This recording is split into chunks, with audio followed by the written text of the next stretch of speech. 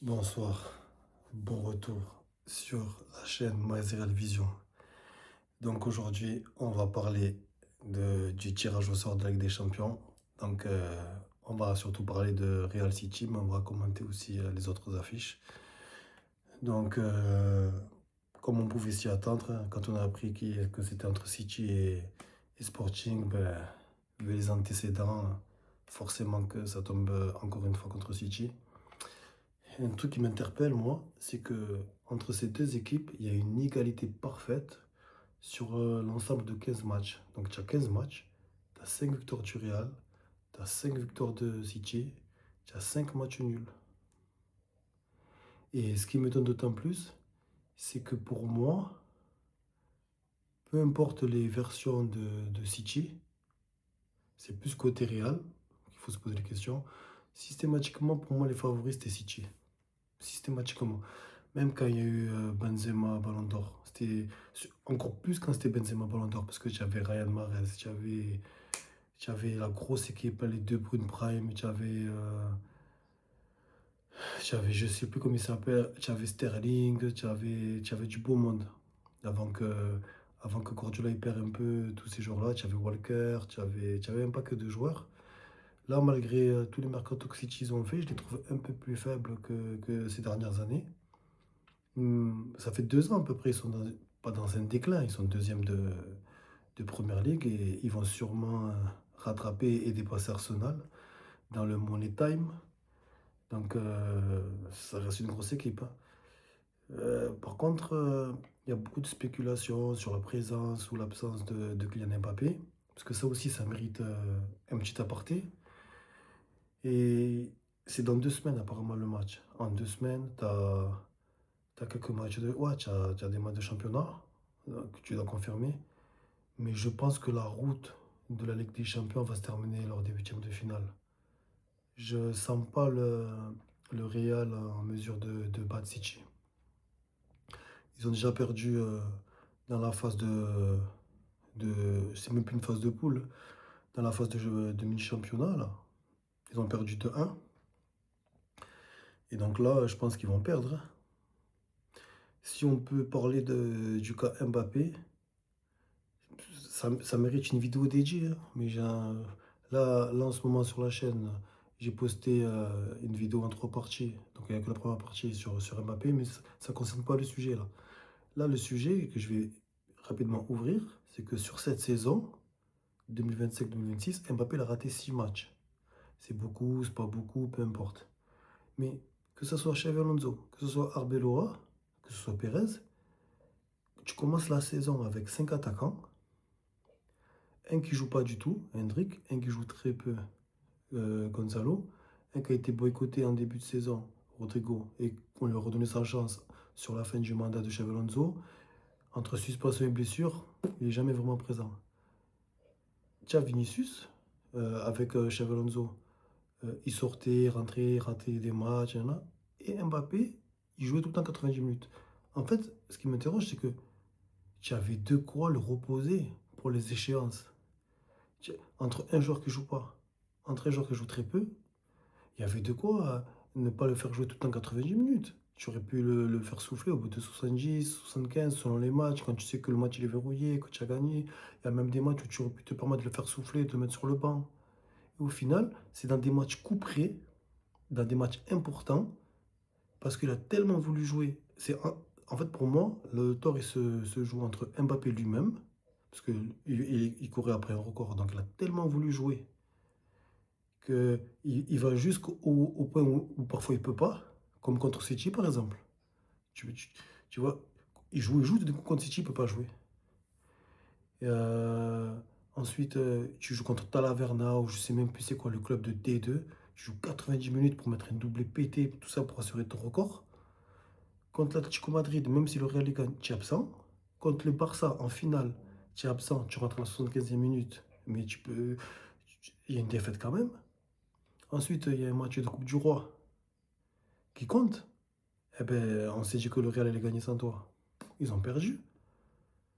En fait, tu as été présent dans des matchs où ta présence n'était pas indispensable, surtout quand on sait que j'ai blessé et j'incrimine aussi le staff de l'équipe de France.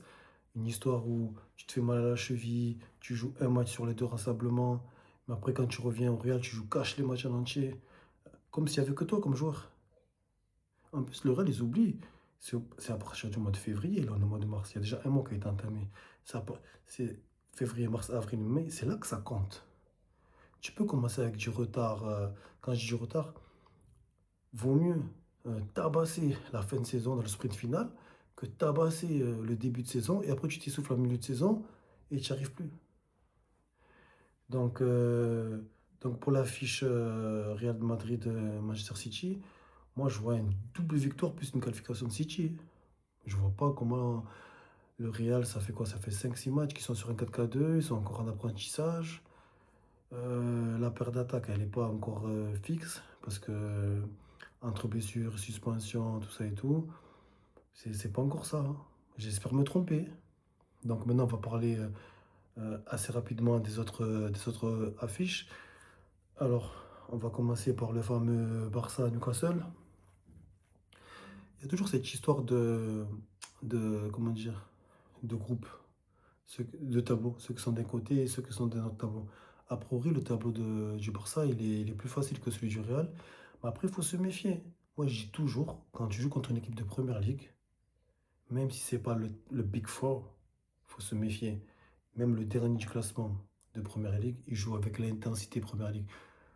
Tu peux bouffer une équipe avec l'intensité, avec la pression, le pressing, le physique. Donc je dis, faut faire attention. On peut penser que le Barça ils vont gagner facilement grâce à leur technique, à leur virtuose, mais tu peux te faire surprendre. Je serais pas étonné. Après, tu as le fameux Arsenal-Leverkusen, à moins d'un accident industriel, c'est Arsenal qui vont gagner, qui vont l'emporter, hein. C'est trop tôt, je pense, dans la compétition pour qu'Arsenal tombe. Je pense qu'ils vont aller un peu plus loin. Minimum quart comme l'année dernière. Galatasaray-Liverpool.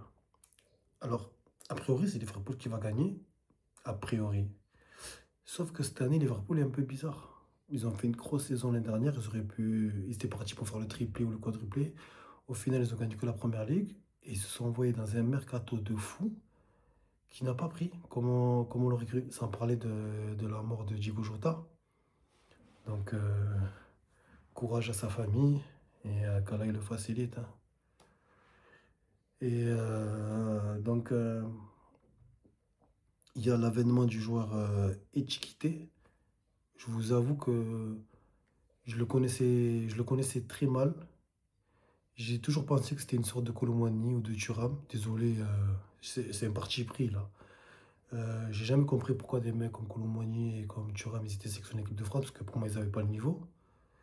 Et je m'étais étiqueté dans la même lignée. Et une personne qui peut-être regardera cette vidéo, eh ben, elle va sourire.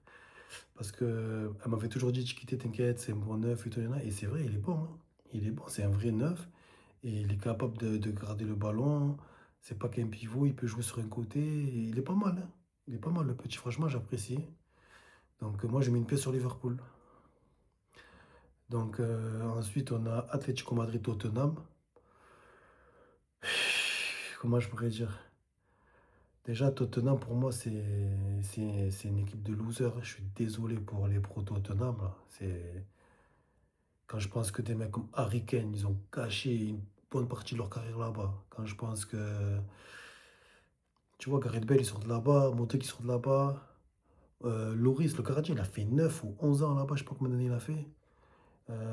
Tu as le petit, là, j'ai oublié comment il s'appelle. Il était au Barça, il est parti au PSG, il est parti à l'Espig, il est parti jouer aux Pays-Bas, je sais pas où, là. Et là, il est venu à Tottenham. C'est un club, à mon avis, c'est un club, parce que ça reste la première ligue. À mon avis, tu es très très bien payé. Tu gagnes pas de titre et peut-être que tu dois avoir une tranquillité au quotidien parce que c'est pas un club ambitieux.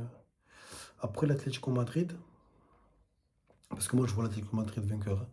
Pour moi, le problème, c'est le coach. C'est sa philosophie de jeu qui les condamne. Parce que quand tu vois les joueurs qu'ils possèdent, j'en suis sûr qu'avec un coach à la Guardiola, tu peux faire quelque chose. Ils ont une grosse équipe sur le papier. Ils ont une grosse équipe, l'Atlético Madrid. Là, j'ai vu qu'ils ont tabassé 4-0 le Barça. Juste quand je vois Lookman Julian Alvarez, Griezmann qui est encore potable et d'autres joueurs que voilà, j'ai vu comment ça joue.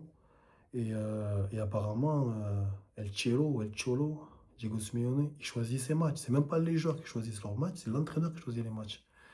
Parce que franchement, ils ont la capacité de faire tomber le Barça, le Real, la Liga, mais sans être premier, tu vois. Et moi, je pense que l'Atlético, ils vont battre Tottenham, hein. C'est l'Atlético Madrid, c'est l'une des seules équipes, pour pas dire la seule, ouais, c'est la seule en Liga. Elle peut jouer contre une équipe de première ligue. L'intensité de la première ligue, ça va rien leur faire, hein. Ils vont pas être choqués. Eux, ils vont tenir l'intensité. Donc après, tu as le fameux Bodo Glimt. Je sais pas si je prononce bien Bodo Glimt ou je sais pas si je prononce bien. Sporting Portugal. Donc je vous avoue que là, j'ai pas fait mes devoirs. Apparemment, c'est la sensation, hein. Ils ont terminé le championnat au mois de novembre. Ils ont battu City, ils ont battu l'Atlético Madrid et là, dernièrement, ils ont battu l'Inter. Après, est-ce qu'en jouant contre le Sporting, ils vont baisser leur de régime? Parce que, entre guillemets, sans vouloir faire injure au Sporting Portugal, c'est un cran en dessous. Est-ce qu'ils vont avoir la même motivation? Je sais pas. Franchement, allez, on va mettre une pièce sur Bodo Glimt et on verra. Ensuite, tu as Atalanta Bayern. Donc là, c'est automatiquement le Bayern qui va gagner. C'est automatiquement le Bayern. Harry Kane, Olisier sont pétards et sont en bombe. Et c'est des équipes qui sont programmées pour gagner la Ligue des Champions. Après, la Ligue des Champions, c'est tellement particulier que le Bayern ne gagne pas tant que ça. Mais c'est des équipes qui sont programmées pour aller jusqu'à dans les derniers carrés. L'Atalanta, c'est le seul rescapé italien. Je pense pas qu'il faut faire long feu. Alors,